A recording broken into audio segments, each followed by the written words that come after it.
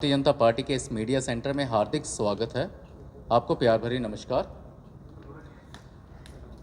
भाइयों, अभी बहुत ही कुछ महत्वपूर्ण मुद्दे के ऊपर बातचीत आपके सामने रखेंगे हमारे प्रदेश के प्रवक्ता अभिजीत जसरोटिया जी, जनरल राकेश शर्मा जी रिटायर्ड, उनके साथ में है वाई शर्मा जी हमारे प्रदेश के प्रवक्ता, और साथ में महिला मोर्चा के प्रवक्ता श्रीमती त्रिहान। अभी मैं गुजारिश करूंगा अभिजीत जसरोटिया जी से कि वो आगे की बात आपके सामने रखें। बहुत बहुत धन्यवाद आपका डॉक्टर प्रदीप जी। देखिए, आज का जो विषय है वो एक बड़ा इम्पोर्टेंट विषय है। जिस तरह से कल उमर अब्दुल्ला साहब ने एक बड़ी तल्खी के अंदर जो एक बात कही है, उसके रिकॉर्डिंग हम उसके जो रिस्पांस में हम अपनी बात कहना चाहते हैं। क्योंकि उमर साहब ने पूछा हमसे, क्योंकि जब उनसे ये सवाल पूछा गया माननीय तरुण चुग जी द्वारा कि आप बताएं और हमसे हमारे साथ आप टेररिज्म के ऊपर और इन सभी चीज़ों के ऊपर आप 1-to-1 बहस के लिए आप लोग आ जाए, तो जिस तरह से उन्होंने कहा कि तरुण चुग जी कौन है, तो मैं ज़रा उमर साहब को बताना चाहता हूं कि वो कौन है। तो सबसे बड़ी बात ये आती है उमर साहब कि ये वो उस पॉलिटिकल पार्टी के, जो विश्व की सबसे बड़ी पॉलिटिकल पार्टी है, उसके जनरल सेक्रेटरी हैं। और ये भी आपको बताना चाहता हूं उमर साहब कि ये उसी पॉलिटिकल पार्टी के जनरल सेक्रेटरी हैं जिस पॉलिटिकल पार्टी ने आपको उंगली थमाकर तो यूनियन मंत्रालय दिखाया था। सबसे पहले आपने अगर कहीं पर जो ट्रेनिंग ली थी वो यहीं पर पाई थी। तो कम से कम इतनी जल्दी ना भूल जाएं इन सब चीज़ों को। अगर आपको हमारी पॉलिटिकल पार्टी का नाम याद नहीं है, हमारे लीडर्स का नाम याद नहीं है, तो इसमें कसूर आपका है, हमारा नहीं है। लेकिन उमर साहब, बात यह आती है कि हम आपको जो कहना चाहते हैं कि तू इधर उधर की बात ना कर, तू बता के काफिला कहाँ लुटा और कश्मीर कहाँ लुटा, उसका जवाब दें।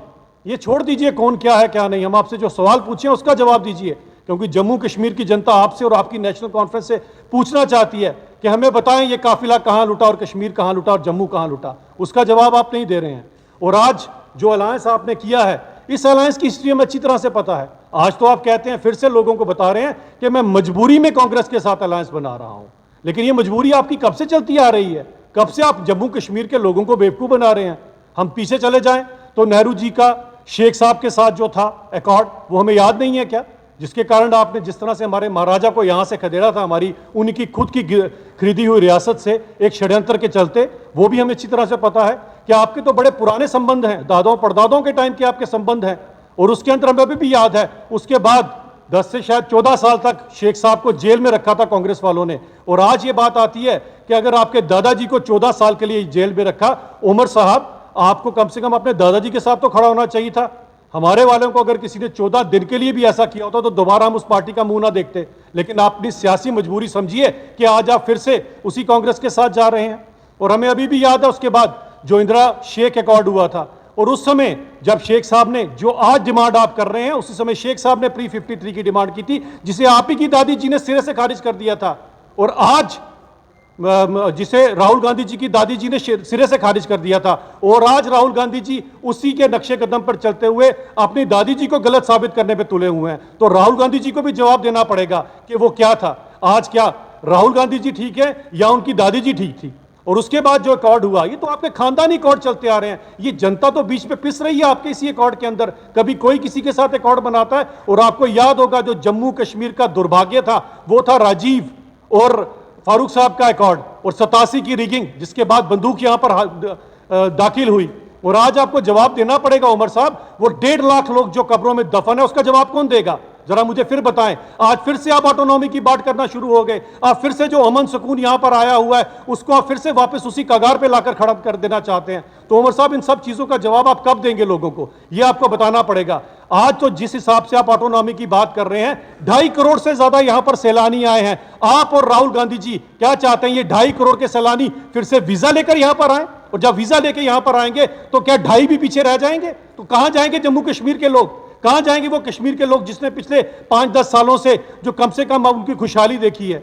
ये किस तरह की राजनीति आज उमर साहब और राहुल गांधी जी कर रहे हैं? ये जम्मू कश्मीर की जनता आपसे जवाब मांगती है। वो गुज्जर बकरवाल भाई जिनको आपने, जिनकी उत्पीड़ना की और आज तक जिनको कभी आपने उनके हक नहीं दिए, आज अगर उनको 50-60 साल बाद उनके पॉलिटिकल हक और बाकी हक मिले हैं, आज क्यों आप और राहुल गांधी जी उनके हक छीनने पर उमादा हुए हैं? आज क्यों हमारी बच्चियों को जो 50-60 साल बाद हक मिले हैं, क्यों उमर साहब और राहुल गांधी जी उनसे वो हक छीनने पर उमादा हुए हैं? और वेस्ट पाक और पीओजे के रेफ्यूजी, इसके अंदर मैं राहुल गांधी जी को बताना चाहता हूं कि जरा ये चीज क्या हम हमारे रेफ्यूजी भाइयों को बताएं जिन्हें 60 साल तक अपने देश के अंदर आपने एलियंस की जिंदगी बताने पर मजबूर किया था।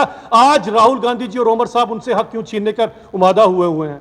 और सबसे बड़ी बात पहाड़ी समुदाय की, और मैं इन सब चीजों को कह के ये बताना चाहता हूं कि आप सभी लोग सचेत हो जाएं कि ये जो अलायंस जो नेहरू जी के टाइम से और शेख साहब के टाइम से शुरू हुआ, आज फिर से हमारे देश को वहां पर ले जाने की फिराक में है। क्या उमर साहब हैं और क्या राहुल गांधी जी हैं। और इन सब चीजों का जवाब आज उमर साहब को देना पड़ेगा कि ये बताएं कि इन सब लोगों की जो उत्पीड़ना हुई है, इसके जिम्मेवार आपकी जो पॉलिटिकल पार्टी, आज किस एजेंडे के साथ आप लोगों के बीच में जा रहे हैं और लोगों को फिर क्यों बरगलाने के लिए आप वादा हो चुके हैं। क्या जो खुशहाली कश्मीर में आई है वो आपको मंजूर नहीं है?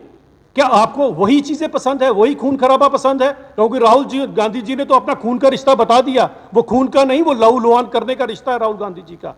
और वही लहू लुहान करने का रिश्ता 1.5 लाख से ज्यादा कब्रों में और शमशानों में लोग चले गए। लेकिन आप दोनों फिर से जो नया आपने राहुल ओमर जो अकॉर्ड बनाया है, इसमें जम्मू कश्मीर में और कब्रें देखना चाहते हैं और शमशानों में जो मासूम जो है वो जलते देखना चाहते हैं। ये घिनौनी राजनीति है। मैं सचेत करना चाहता हूं उमर साहब आपको कि इस तरह की राजनीति ना करें, और इस तरह की राजनीति से किसी को कुछ नहीं मिलेगा। हम चाहते हैं कि जम्मू कश्मीर अमन और सुकून और सुख चैन के लिए जैसे आगे चल रहा है, और अमन जम्मू कश्मीर वो जगह जहां हर इंसान सुख शांति से जीना चाहता है। लेकिन अपने पॉलिटिकल बेनिफिट के लिए जिस तरह की राजनीति आप कर रहे हैं, इससे सचेत हो जाइए। और मैं जम्मू कश्मीर के लोगों को भी इस चीज़ कहना चाहता हूं कि इनके इस अकॉर्ड को शेख साहब के टाइम से, नेहरू जी के टाइम से याद करें। ये जो अकॉर्ड आपस में करते हैं, सीटों के लिए अकॉर्ड करते हैं, आप लोगों को बरगलाने के लिए करते हैं। इससे आज आपको सबको लोगों को आगाह कर देना चाहता हूं, कहीं ऐसा ना हो कि फिर से 5 अगस्त 2019 से पहले का मंजर हो जाए। कहीं ऐसा ना हो कि 2.5 करोड़ लोगों को फिर से यहां वीजा लेकर आना पड़े और हमें भी यहां से वीजा लेकर जाना पड़े,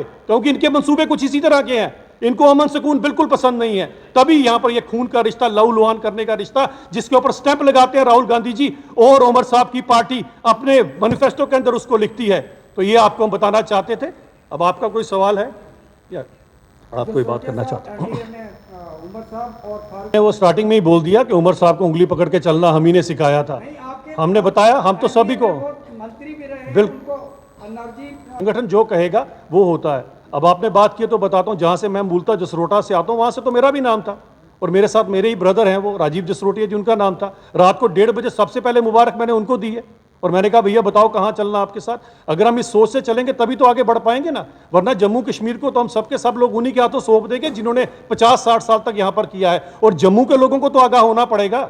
आपके साथ तो जो नाइंसाफी नेशनल कॉन्फ्रेंस और कांग्रेस ने की है, ये एकजुट होकर ही आप इनके साथ लड़ाई लड़ सकते हैं। आपको याद होगा सन 51-52 की पहली असेंबली यही कांग्रेस थी और यही नेशनल कॉन्फ्रेंस थी। आप जम्मू वालों की पॉपुलेशन कितनी थी? 12 लाख। कश्मीर की कितनी थी? 10 लाख। वहां कितनी सीटें दी गई? 1.5 दर्जन हमसे ज्यादा। कब से आप लोग जुल्मों सितम सहते आ रहे हो, आज इनकी बातों के अंदर आ जाओगे? तो मुझे लगता है जम्मू के लोगों को कम से कम अपनी आंखें खोलना पड़ेगी। कभी सोच भी सकते थे कि जम्मू अकेला प्रोविंस है पूरे हिंदुस्तान के अंदर जहां आईआईटी भी है, आईआईएम भी है और एम्स भी है, और 5-6 सालों के अंदर ही बना। 50-60 साल के अंदर इन्होंने आपको क्या दिया? एक इंस्टीट्यूट सोरा, वो भी कश्मीर में। आपके पास क्या था यहां पर? हम ये नहीं कहते कि केवल जम्मू, हमने कश्मीर में भी उतना विकास कराया। कम से कम हम नेशनल कॉन्फ्रेंस और कांग्रेस की तरह एक आंख से नहीं देखते। जम्मू और कश्मीर हमारी 2 आंखों की तरह है। लेकिन जम्मू के लोगों ने कितना कुछ सहा इसके अगेंस्ट। सवाल सर यही जनता है की कि आवाज सर, एक सबसे मिनट, हाँ जी। सवाल सर यही है कि 8 से 10 लोग ऐसे हैं जिन पर आप निशाना साधते रहिए, वो दूसरी पार्टियों में थे लेकिन अब वो भाजपा में है, उन्हीं को टिकट दी गई है। जब वो दूसरी पार्टियों में थे तो वो गलत थे, लेकिन बीजेपी में आकर वो सही कहते हैं। देखिए, विपक्षी दल इस पर भी सवाल उठा रहे हैं। देखिए, आइडियोलॉजी से जुड़ना बड़ा ज़रूरी होता है। अगर कोई आइडियोलॉजी से हमारे साथ जुड़ता है, हमारे साथ आता है, तो मोस्ट वेलकम।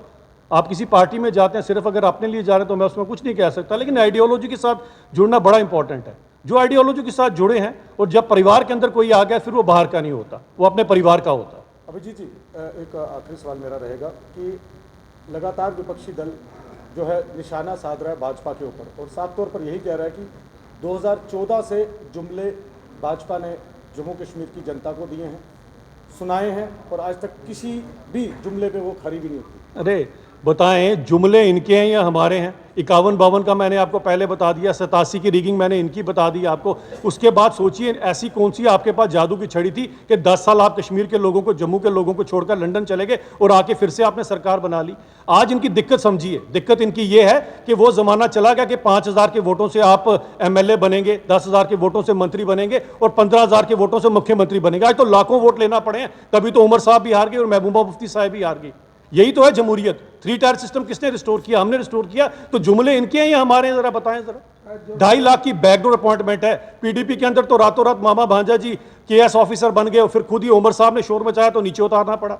तो रोशनी एक्ट के अंदर खुद के घर में रोशनी आ गई, किसी के घर में बल्ब तक नहीं पहुंचा। तो इतना कुछ आपने जुमले किए हैं। 60 साल बाद अब अनंतनाग के गांव में जाकर बिजली पहुंचना शुरू हुई या पानी पहुंचना शुरू हुआ, तो जुमले किसके हैं? हमारे तो हाथ कंगन को आरसी क्या और प्रत्यक्ष को प्रमाण क्या भारतीय जनता पार्टी ने कर दिखाया है। लेकिन लोगों के बीच में मैं बात कहना चाहता हूं, अब्राहम लिंकन ने एक बार कहा था, कुछ लोगों को कुछ देर तक, बहुत सारे लोगों को बहुत देर तक, लेकिन हमेशा के लिए सबको बेवकूफ नहीं बनाया जा सकता। आज उमर साहब और राहुल गांधी फिर से आपको बेवकूफ बनाने के चक्कर में है, तो लोगों को सोचना पड़ेगा इसके कश्मीरी ऊपर। पंडितों का क्या? हमने जब उनसे बात की, उन्होंने साफ तौर पर यही कहा कि अब हम नोटा दबाएंगे, क्योंकि हर एक पॉलिटिकल पार्टी ने हमें हमेशा से यूज किया।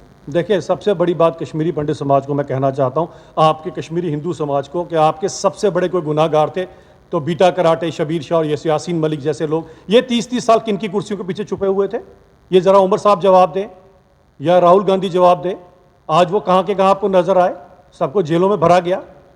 तो मुझे लगता है कि सबसे बड़ा इंसाफ अगर किसी ने किया तो भारतीय जनता पार्टी ने किया। वापसी कब होगी? जसरोटिया वापसी कब साहब, होगी? एक क्वेश्चन मेरा रहेगा। 10 साल आपकी सरकार रही है, आपने कहा है कि वहाँ पे पूरी तरह से शांति है, पत्थरबाजी नहीं है, आतंकवाद का कमर तोड़ दिया है, लेकिन अभी तक कश्मीरी पंडितों जो विस्थापित है, एक भी बंदा वहाँ पे अभी वापस नहीं गया। क्या कहेंगे इसके ऊपर आप? जब यहाँ के नेता आज भी ऑटोनॉमी की बात करेंगे, आज भी इस तरह के उत्पीड़न की बात करेंगे, आज भी पहले तो कश्मीरी हिंदुओं को उन्होंने वहां से खदेड़ा और उनकी उत्पीड़ना की, आज उनके पीछे जो उनके चिन्ह रह चुके हैं, जो पर्वत रह चुके हैं, आज उनके भी नाम बदल पर जब पार्टी आएगी तो इनसे ये सवाल पूछे ज्यादा बेहतर है। आज तो उमर साहब मुझे लगता है लोगों को पर्वतों को भी नहीं बख्श रहे हैं, उनको भी इन्वॉल्व कर रहे हैं कि किसी तरह से मैं सीट जीत जाऊं, जो कि जीत नहीं पाएंगे, क्योंकि ये कायनात जो है ना, जो कुदरत है, ये इंसाफ करती है, और इंसाफ यही है कि भारतीय जनता पार्टी यहाँ सरकार बनाएगी। जम्मू में कितनी सीटों पर भाजपा जो है वो दावा बोलने वाली है? देखिए, पहली सबसे बड़ी बात मैं जो आपको थोड़े में ही बता देता हूँ कि भारतीय जनता पार्टी के बिना जम्मू कश्मीर की सरकार बनना असंभव है।